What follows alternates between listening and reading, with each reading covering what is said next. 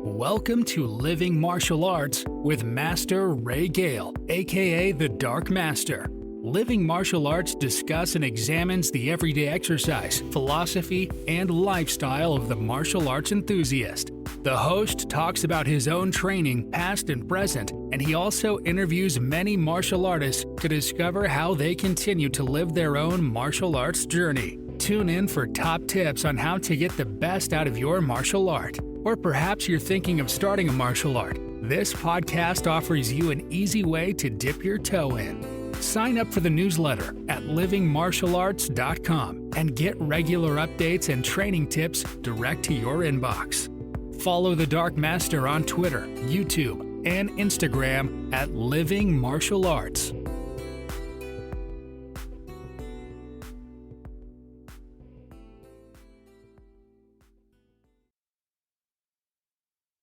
Hi, and hello to the Living Martial Arts podcast, back with another fantastic podcast.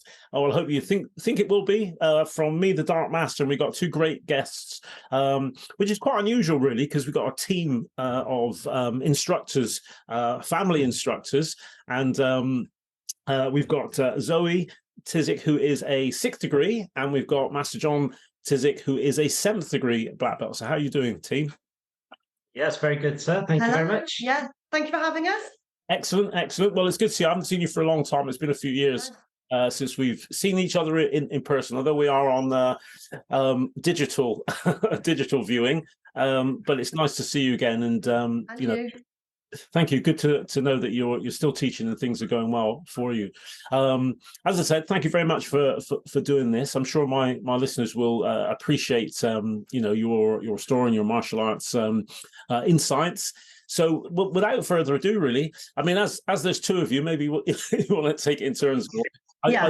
Your stories, your martial arts journey, how it started and how it's gone, are obviously interlinked. So I'll leave you to sort out who's going to say what. But as I usually start with, tell us a bit about your martial arts journey, really, how it started and how it progressed. So I'll leave it with you. Yeah. Okay. Do you want to go first? Yeah. So for me, I started quite a young age, but not with Taekwondo, with Aikido. I think I was probably about 6 or 7 when my parents enrolled me at the local school where I went into the classes there. Yeah. We didn't really know anything about martial arts, so it didn't matter what it was. I just wanted to get involved. We used to watch the series Kung Fu on the TV as a child, so wanted to get into it. So I did Aikido for, I don't really know how long, but maybe a couple of years. Took a few gradings in Aikido, and then finally gave that up for some reason. I'm not sure what that is now. Football, probably. Yeah, prospect to play football. Oh, it was me. Love my football. Then, yes, same. Then after a few years, I took up Shotokan karate.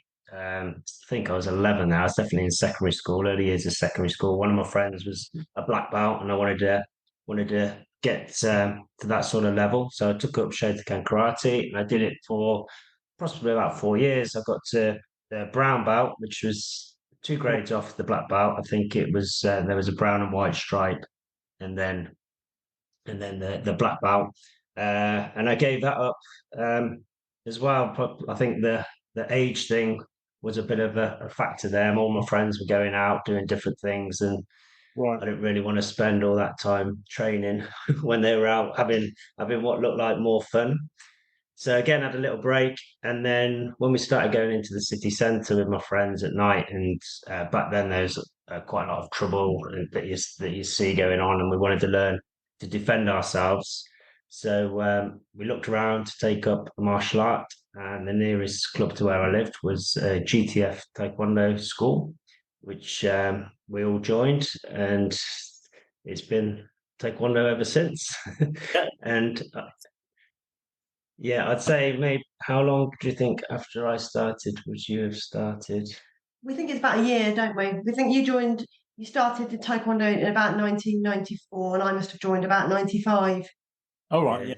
Yeah. Well, just a bit on your story. Actually, it's quite unusual. I don't think there's anyone that I've spoken to on my podcast whose first martial art ended up as sort of taekwondo, but their first martial art was Aikido, which is quite unusual because people often they say, oh, judo. A lot of people say Shotokan, which was my sort of route, traditional karate, which is where I started, because I think at that time, particularly probably more so when I started in sort of the 70s, there wasn't any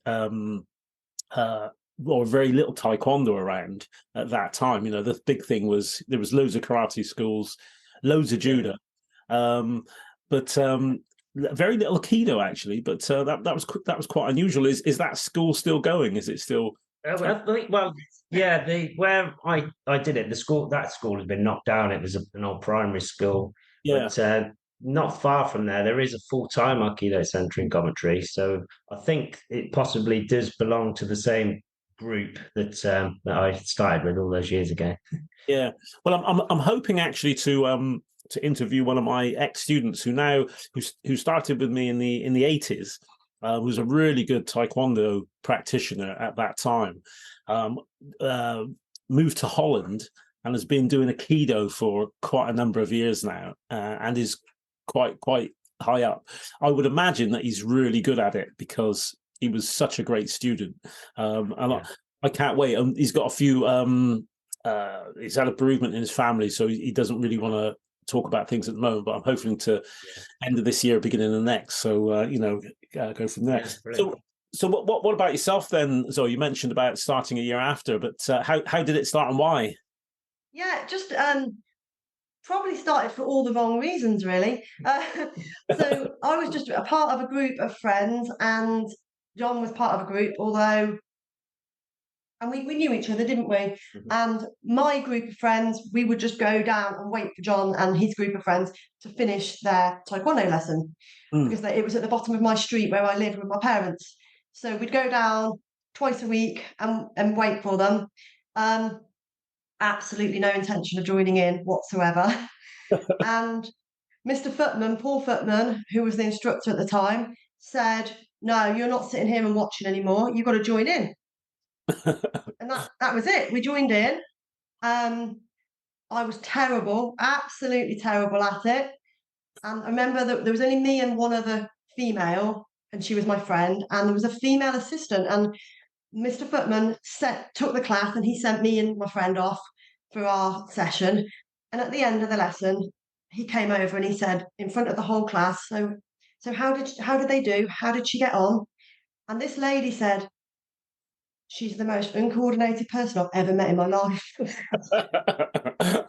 thought, yeah, but I loved it because I was rubbish at sport. I couldn't do netball, couldn't catch a ball. I'm the sort of person, like, if there's a doorway, I walk into the door frame and don't go through the hole.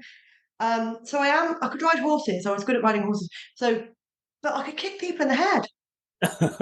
Yeah. And so suddenly, like, I know this one, I was uncoordinated, but I was quite flexible. So I loved it, and I just went back twice a week, every week, never missed a lesson unless I was away. And that was it, really. It's interesting, isn't it? Because as taekwondo instructors as we are, particularly now. I mean, it didn't matter so much when I first started teaching because there weren't many kids training actually when I first started teaching, sort of late 70s. But you imagine saying that to children now. I mean, do you think I've got this saying when I teach instructors? You got to kiss people before you kick them. Not literally, but you got to say something nice and then say, "Well, that's pretty good, but you need to improve this or whatever." But in those days. What's that like? That was absolutely rubbish. Do it again. You think, oh, okay. Yeah. And ladies didn't do taekwondo in those days either. So it was embarrassing enough being in a room full of men, and a lot of the men, they didn't want me there, and they made it very clear. I was told, "You're not welcome here." It was quite common, I think. But my instructor, Paul Footman, he was very, very encouraging, because once he realised I was quite flexible, he was like all over it, and then he was like, "You'll be fine because I can teach you to kick, so you'll be okay." But a lot of the men didn't want us there. So when did you feel that whether taekwondo is for you or you had a grasp on it, because I as a youngster, I mean, I was doing taekwondo. I love the physical side of taekwondo. But actually, one of the things that I probably haven't mentioned is one of the things that I liked about taekwondo is it helped me with my football in the early days of my fitness, because I love my football and I played eventually at quite a high standard of football. Never ever thought I'd give it up.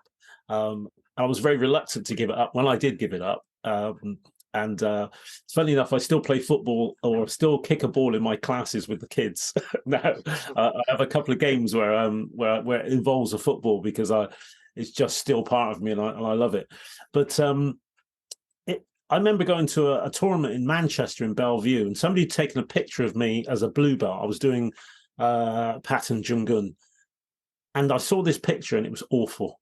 I looked at it, I thought, that can't be me. The stance was terrible. And I sort of made my mind up then, I'm either going to take this seriously and be better, or I'm just going to knock it on the head. So I went for I'm going to be better. And then when I got my red belt, I realized actually that I could be really quite good at this. I didn't think I was going to, be a instructor or anything like that. I just thought, I can actually do quite well at this. So I don't know. What about yourself, Zoe? When did you think, well, actually, yeah, I could do something with this? Maybe tomorrow. Honestly,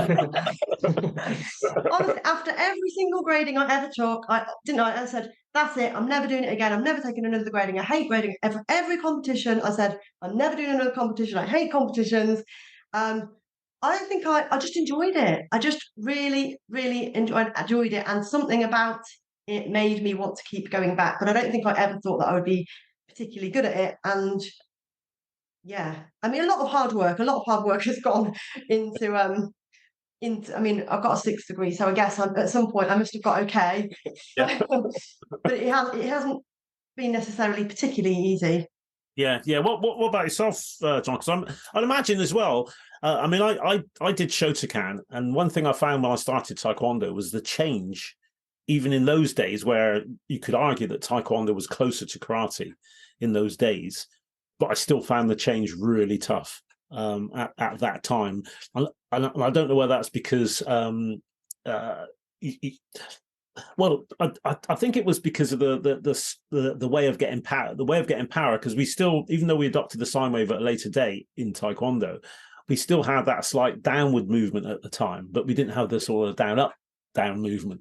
So I did find it difficult. What about yourself? Yeah, no, I think because I had a bit of a break in between, and I was only quite young really when I did the karate.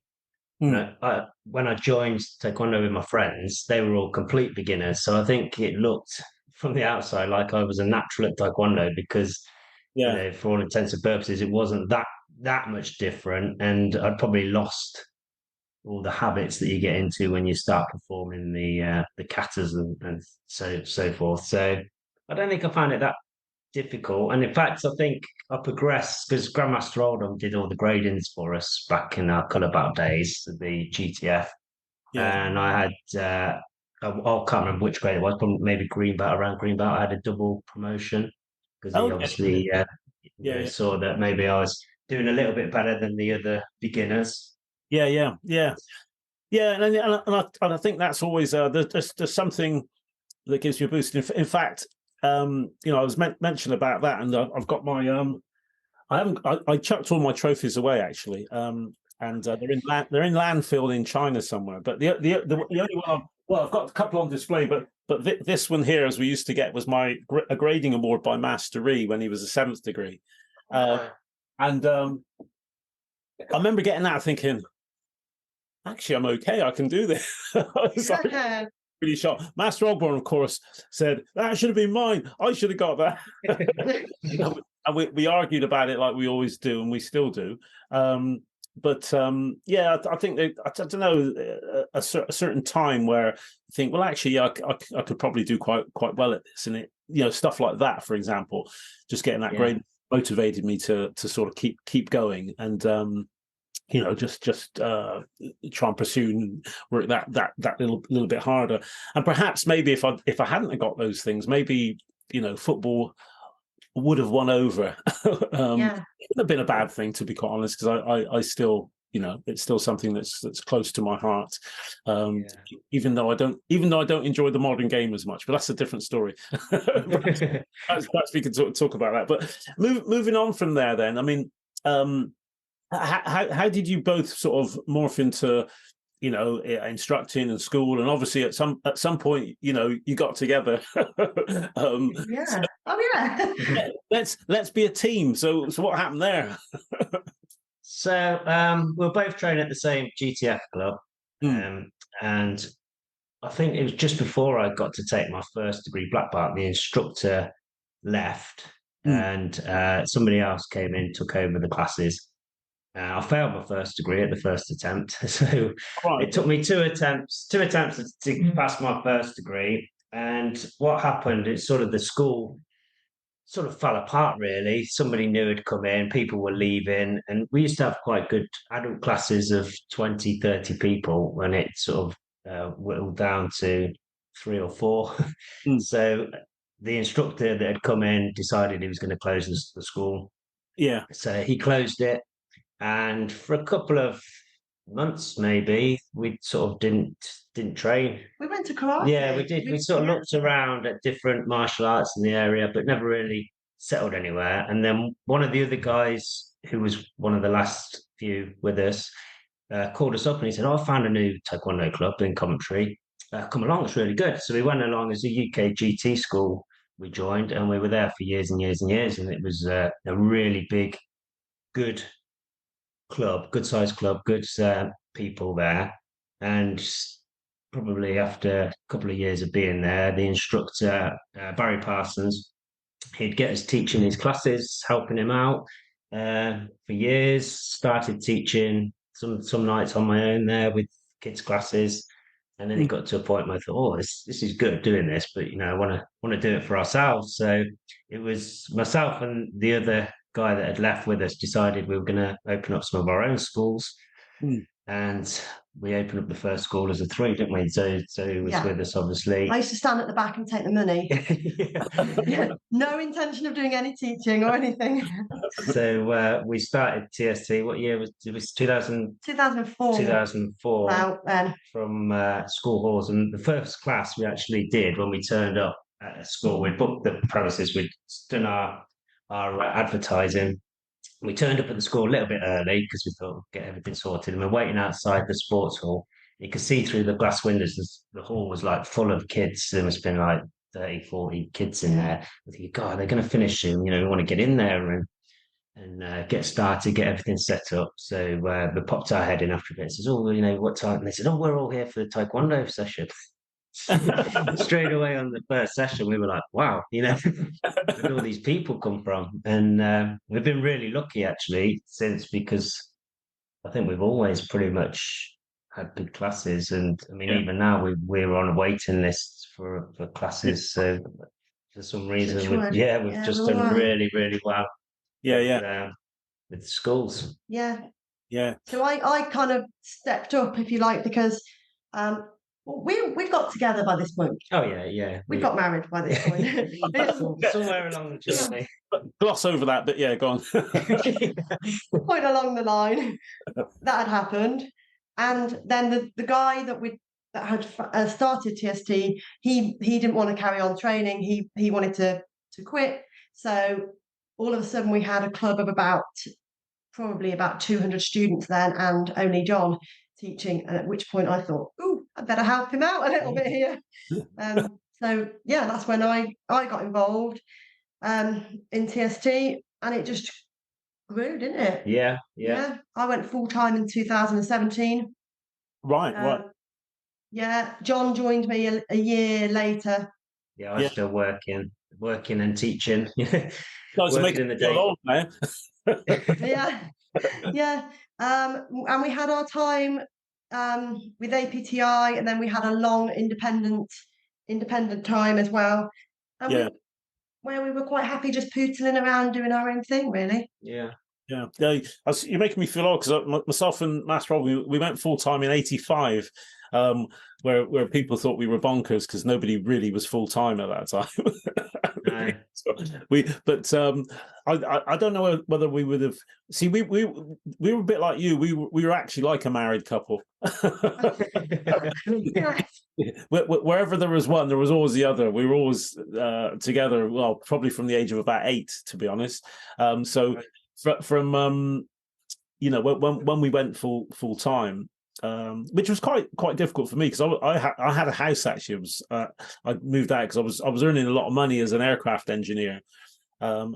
And Mastro was still at home with his mum, so it was quite tough for me. But the decision to, in a way, I mean, I don't know, I'm not putting words in your mouth, but it sounds like it was almost forced because you had to really with that amount of students. I don't think I've had a waiting list since the early 90s in my schools, but maybe that's to me. But go on. It was. I think it's every martial artist's dream, isn't it, to do this for real? And it got to the point we were both working full time, and we had 2 children, and then we were doing the club. We probably had around 400 students by this point. We were in school halls and we were renting 2 halls at the same time in the same school to fit people in, and it was the fees they were charging to rent these. The school halls, it was ridiculous. And then when we finally found our own full-time building, which is sort of another story, because you look around for buildings that you think are going to be for sale, that are going to be purpose built for what you need, and there was just nothing. We looked and looked and looked. So then we took a different approach of writing a letter and posting it through people's building premises to say, if you've got any space to rent or to let. And we had a few people phone us and say, oh, we've got this room, we don't use this, we don't use that was at their business. And it was actually a local social club that's called Zoe up and said, oh, we've got this loft space, storeroom. Yeah. So we thought, oh, that doesn't sound too good, does it? A storeroom doing your classes in. We said, we'll go and have a look. And it was the day Coventry City were playing at Wembley. Yeah, I was on a coach somewhere, and Zoe phoned me and said, I've looked at this room. She was sending me pictures, and it was sort of, it looks like it could be all right. So we got everything sorted, and that's now our full-time place. And what we were paying on school halls, we sort of don't pay as much for a full-time place now because it got that expensive, and we've got it 24/7. Yeah, and we teach out there 7 days a week. So yeah, it's good. It's really good, isn't it? Because and again, when myself and Mastro started, very few people were full time, and also there were very few full time martial arts premises. There was one in Bristol, centre of Bristol. Actually, it was an Aikido place. It was Aikido Judo, and that was the only full time place in Bristol at that time, or even in the Bristol area. But I was always quite jealous because when I taught just outside Bristol at quite a new sort of housing estate. So all the good premises that were available to rent were actually in the centre of Bristol, where I wasn't there. So it was really difficult to get stuff. And since then, I've looked at places like I've been to if you look at the old places like Leicester, Derby, Coventry, in sort of city centre, there's quite a lot of sort of warehousing and stuff like that. Yeah. Actually, people got a really good price. So it's a really viable proposition if you can get something like that. Yeah. What was obviously with your sort of moving on to current really. With your sort of full-time place, how does that look in the week? I mean, are you doing classes every night, or do you do other different classes other than martial arts? Yeah, we've got there's classes every night. Yeah. We don't teach on a Wednesday night. We've got an instructor that teaches for us on a Wednesday night, so that's our night off. Classes every night and Saturday and Sunday, and then I work in schools in the daytime, so I'm off to a school this afternoon. Oh wow! Schools, ladies' classes, private lessons, and then John obviously does the printing, so all the t-shirts and embroidering and that sort of thing. So that keeps him busy during the daytime. Yeah, we run in the weekday evenings. We run 4 classes a night. Yeah. So we do. We have we have a little dragons class, which is a Saturday morning, which is like a preschool class, isn't it? It's Yeah. I stay away from that one. I like teaching little kids, but not that little. Yeah, I love that. I love my 4 to 7-year-olds because I can. That's just my age group. I can. Yeah, that's mine. You like them? So because I'm younger than that, like Right. just coordination, like catching, jumping in hoops, balance, Yeah. things, and it's sort of a good little class that then feeds our 4 to 7, which we call our warrior class. Yeah. Which we do. We do a warrior class every weekday. We do a warrior class. We do 2 junior classes, and we do an adult class. We do 4 classes in the week. Yeah. Every evening. And then on the weekend, you do a family class. We both do a family class, which is something we never really did until we saw a local school that we were that was part of TSC that joined us that did family classes. We went along to look at it and thought, wow, how's this work? We thought, oh, it actually works quite well because you've got all different age ranges in there, and for some parts of the lesson the families can join together and do bits together, and then it comes to the physical part, and you just split between the older members and the younger members, and it worked really well, and people like it because they can do it as a family activity. Yeah. So we do a family class on a Saturday and a family class on a Sunday, and they're always been really popular. That's quite interesting because I know a couple of people that do family classes. Maybe I'll chat to you about that one because I'm sort of toying with the idea myself. And again, something that I've started recently, I've mentioned, I actually do an over 60s class, which is really, really good. I don't know. For some reason, a few years ago, it popped into my mind that I should do an over 60s. Maybe it was me. But anyway, so I do an over 60s class. It's all ladies, actually. Not that I advertise. It's not supposed to be ladies, but no men over 60 for some reason want to do it, and I don't know why. But I just think there's more ladies doing. Even adult member ladies coming through at the moment than men. Anyway. Some of the evenings we have, there's more females than males in some of the classes. Yeah. Well, I think it was. I would say for me, I remember having a beginner's sort of class or whatever it was. I was putting out posters. This was the mid-90s, and I always remember I put out loads of posters at the time. We were still using a lot of posters rather than digital stuff, and I had a huge influx of ladies. And actually, one of my schools I had more ladies at one of my schools than I had men. And I was thinking, this is bizarre. Never happened before. It'd been since the late 70s, and all of a sudden, ladies were joining martial arts. I couldn't believe that's bizarre. But mid-90s for me seemed to be a time. I don't know what happened in the mid-90s, but it seemed to be a time is started doing more martial arts. That seemed to be across the board. It wasn't just me; it was other people as well. So it was strange. So with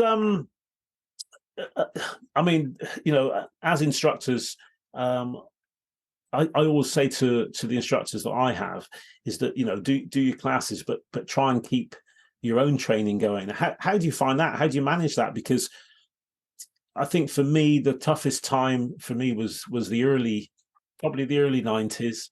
I had 3 schools that I was teaching at. I had 2 children.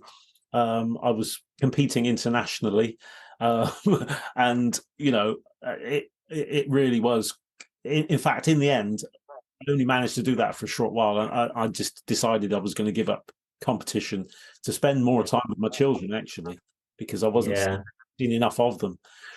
So how do you manage that? Well, when we have 4 classes a night and we're both there, we sort of alternate the classes. So one of us will do the first, then the other the second. And then when we're there the next time, we switch which classes we've done. So we're covering, and we tend to train in each other's class. So if Zoe's doing the adult class, I'll tend to train, and if I'm doing it, she'll tend to train most of the time, unless we're needed to help out. Plus, I do a black belt class once a week. So obviously, I'm teaching when we're doing the technical stuff, but sometimes I'll put my sparring kit on if they're sparring and jumping on that. And I think that's a little bit where my competition days finish, especially with the sparring. When I started teaching a lot, I used to go and compete doing the patterns, but I just didn't have the time to get fit enough to compete sparring. I quite enjoyed competing, and I thought, well, I'm just going to keep going as long as I can. And then I think when I gave up work to become full-time instructor and I was training more, I did a little bit more sparring again then as a veteran. But yeah, definitely once the teaching, it definitely changed the training. Try and we've got access to the building full time though. Like when you did your 7th degree and I did my 6th, we would go up there every day and we'd take the children to school and then we'd go right and we'd do all our patterns together and we'd train together for that. So it's quite easy for us in the daytime because we've got access to the building. We had a lot of students that are working from home still at that point. So they were like, oh, if you're doing any sparring at this time, we used to have a little, we used to put on a minute timer, and I don't know, it was about 6 or 7, 6 or 7.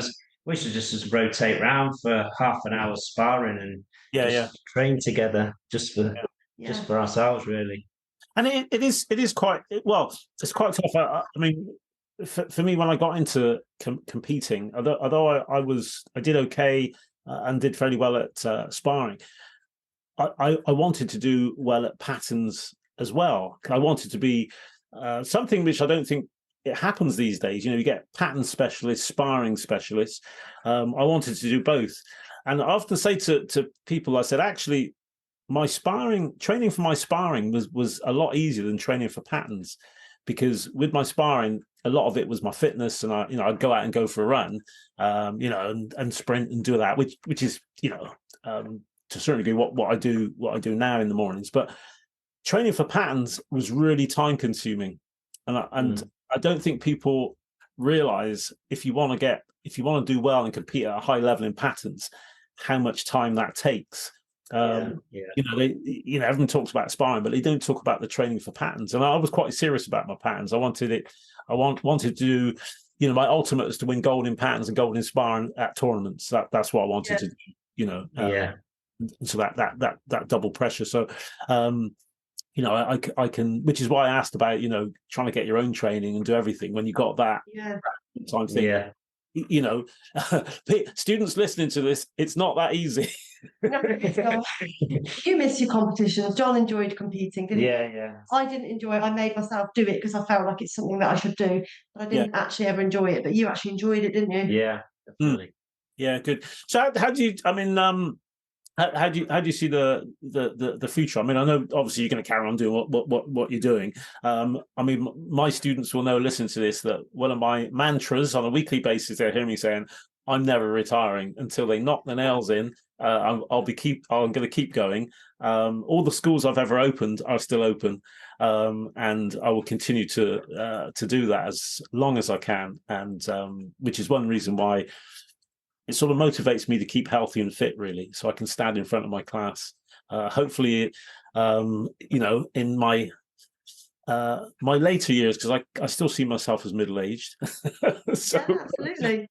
So in my later, I have to tell this story. To be honest, I'm going to tell it because my students at Swindon listening to this will vouch for this. But yesterday in my class, I was talking about taekwondo and the fact that one of the reasons I do it is for longevity.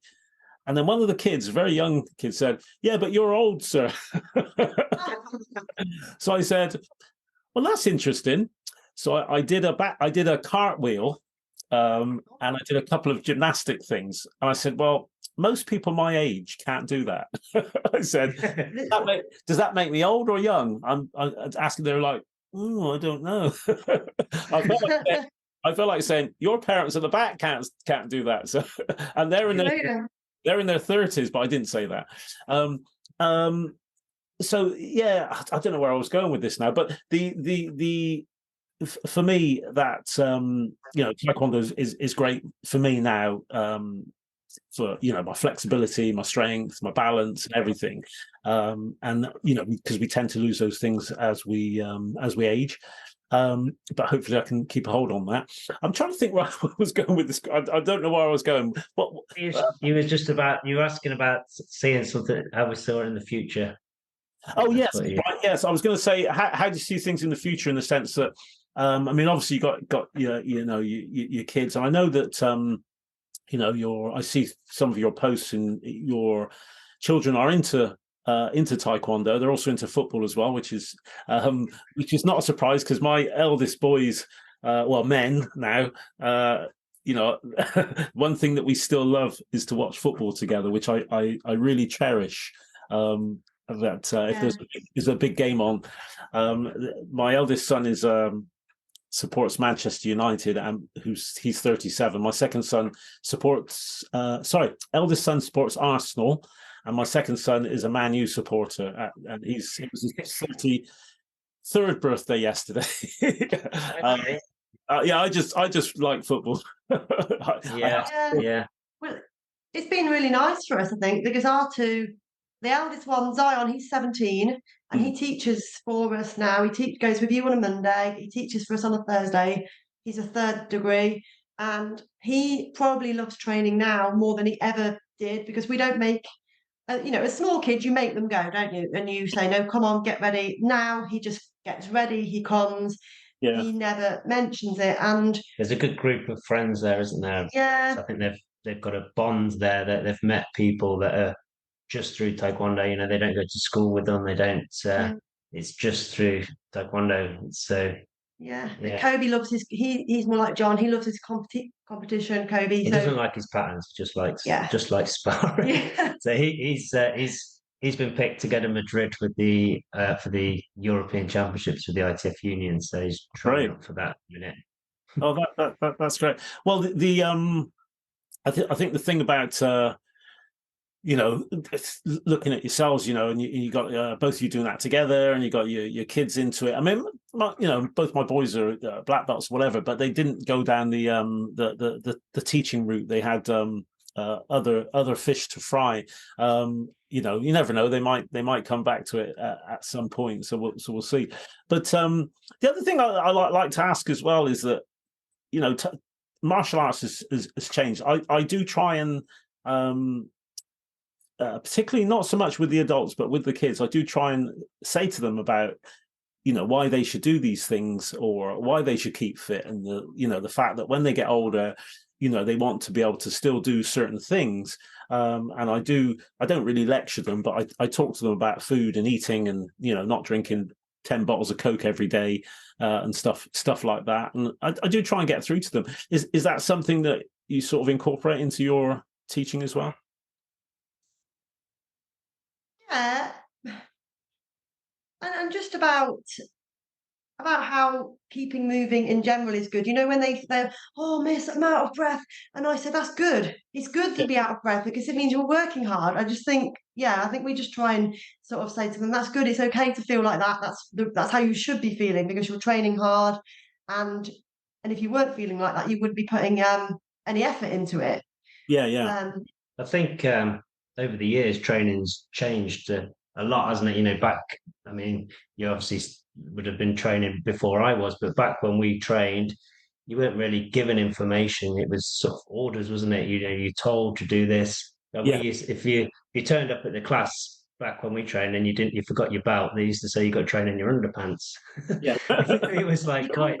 It was just, it's not like, oh, I've forgotten about, we just hand out a spare belt that we've got, but now I think we give reasons. So if we're doing stretching and somebody's not putting the effort in, we're explaining to them that this is what you've got to do. Yeah. With more of our competitors, we sort of would go more into like the diet side of stuff, and one of our instructors is a nutritionist as well, so he's quite informative on that side of things. In the day, when we keep telling our kids, when they used to make you do the butterfly stretch, and the instructor would come and stand on your knees, make sure your knees were down onto the floor. And again, you can't really employ those kind of training methods anymore, can you? So no, it's a very, very different system. And I mean, it's an interesting thing, I think, for even for me as an individual, because I've gone. I think to myself, when I was competing, if I'd have taken more care over my diet, I probably would, not actually done better, but certainly recovered quicker at certain times, which, you know, I'm quite conscious about my diet now. And the other thing that, and again, I've mentioned this on podcasts that I've got into, is sort of breathing exercises and meditation, which I never thought I'm quite a hyper person, but I never thought at age 25 that I would find it quite interesting, because I don't think I'd have been able to sit down long enough to to meditate. Or I got into yoga, didn't I? Yeah, you said that really helped, didn't you? Because Zoe's always been super flexible. Yeah, she said that she felt yoga was the only thing that really improved her flexibility, because it was already pretty much where it needed to be, wasn't it? For the only real improvement that I ever saw in my flexibility was when I did yoga regularly, because otherwise it just maintained without me doing anything. It maintained itself. But like you say, I only went for that, but then I started getting into the breathing in the yoga, and at first I thought, oh, this is a bit weird, and then after a while I thought, no, this is actually beneficial. I go home feeling really good. Yeah. No, it does make a difference. I mean, we're sort of coming up towards the end of the podcast, but I like to. One of the things that I find as well, and I think this is quite interesting to people watching, because, you know, the kids see me standing in front of the class and, you know, taekwondo and do this psychic and do that and whatever. But I like to tell them about the other things that I do, so they know that I'm a human. So I tell them about my guitar playing. I often mention it in the class, how close practicing the guitar to practicing taekwondo, the mentality of it is, the fact that you have to keep going, and sometimes physically it's tough, you know, getting your fingers around a chord or whatever. You know, and I might talk about my why I like to go for a motorbike ride and take my harmonica with me and relax and do stuff like that. So I don't know, is there anything, you know, apart from, I mean, you guys are busy, you've got a full-time center, you've got kids, you know, there's lots you're doing. I know you love your football as well, John, but is there anything else that you do to think, right, you know, I'm going to do this to relax, or do you not have time to relax? We do relax. Football, obviously, is a big one. I like going for a run, so I've been this morning with my friend, but she's another one of our instructors, so we talk about taekwondo and run. Yeah. It's quite boring, really, isn't it? Drawing, I like arts, painting or drawing. Yes, I've seen some of your art actually, which is really good. But why? Well, I'm going to say, was that something that you did at college or school, or how did you get into that? No, I've never really done it as a lesson or anything like that. I just enjoy doing it as a hobby. So just started off sketching, pencils and things like that, and then I got quite into like the street art with the spray cans, not actually spraying it illegally on the streets, obviously. Quite often I buy a big bit of wood, put it in the garden, big 8 foot by 4 foot bit of wood, and I'll paint 6 or 7 things over and over on the top of it. And I always take a picture, and quite often somebody will pop up on Facebook, oh, can I buy that from you? And then I have to go and get myself another piece of wood. So it's just something I enjoy doing, and occasionally I stumble across something that's not too bad. Yeah. No, it's nice. It's nice to, I don't know. I think one of the things that I say is that, particularly I talk about the meaning of Hwarang, and the fact that the Hwarang youth group were not just warriors, but they were interested in, they could do calligraphy, they were musicians, and they had different sides to them. I always cite that, and I say to people, you know, you don't be a one-trick pony, be able to appreciate other things. The other thing that I love as well is poetry. I write a lot of poetry, and that's my soft side, I suppose, which I quite like, and I like the interplay with words. So you know, the poetry. I tend to write about people in my life that I know, and sort of, I don't know, it's something that I started many years ago. So I think it's quite nice. I think it's quite nice if you do have those other things you can come on and appreciate. And I think the more things you do like that, you can appreciate other things, you know, like poetry, like music, and so on, you know. Sorry, I'm going to say if you were going to mention something there. No, not really. No. Well, I was going to say thank you very much. There's always two things at the end here. Is that I'd love to chat to both of you again, and we'll do a catch up and, you know, see how things are going. Maybe talk about some other aspects of martial arts. The second thing is just stay on the line, because any links that you'd like to put in to any of your schools, or any of your paintings that you want to sell, or anything, anything like that might be of interest to the listeners, we can put in the show notes, and they can get if they do want to, in your area, and they want to train and come see your classes in your full-time center, that'd be great. So brilliant. Only remains for me to just say thank you, really, and thank you very much. I've really enjoyed speaking to you. The good thing about this is I learn a lot about people, perhaps that I've known in the past, but now I know them a little bit better, and I know what they're a little bit about their journey, really, and hopefully the listeners have learned something today as well. So well, thank you for having us on. I always listen to your podcast when I'm in the car, because I can't stand listening to the radio with all the adverts that keep popping on. So I get bored of listening to the same music. So I quite often would put on a podcast if I'm doing the trip. So I've listened to, I think, pretty much every one of the podcasts that you've done. So I'm really enjoying them. So I'm going to warn you. I'm going to warn you, though, because most of the people that I do a podcast, I go, "Oh, didn't I sound terrible?" And I said, "Oh, I'm not going to listen to mine." I still find it difficult to listen to me on a podcast. I really do. I think, "Oh man, I sound like a farmer." I find it really, really difficult. So sometimes I force myself, or if there are other students, they want, "Oh, so what about that podcast? Yeah, can we listen to it now?" and stuff like that. I'm like, "Oh yeah, okay." Hopefully some of our students might listen to it. Yes, hopefully. Yeah, definitely. Well, thanks very much.